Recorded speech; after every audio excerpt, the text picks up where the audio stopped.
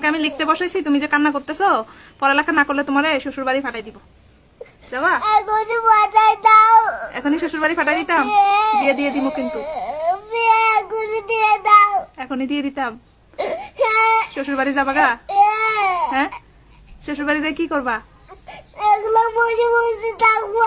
একলা বসে বসে থাকবা? বইগুলো এখানে রাখি যাবা? শ্বশুর বাড়ি গেলে তো কাজ করা লাগবে, পারবা? পারবা না? তাহলে তো ওরাও ওখান থেকে ওখানেও থাকতে দিবে না, তাহলে কি করবা? একটা লাঠি নিজে কারে মারবা? শ্বশুরকে মারবা?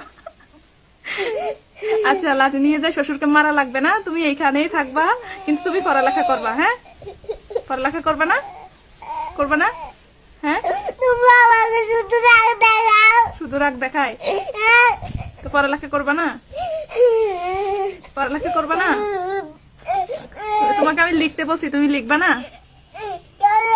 হ্যাঁ, লিখলে তো তুমি বড় হইতে পারবা, তুমি অনেক কিছু বুঝবা, লেখাপড়া করো তো ভালো,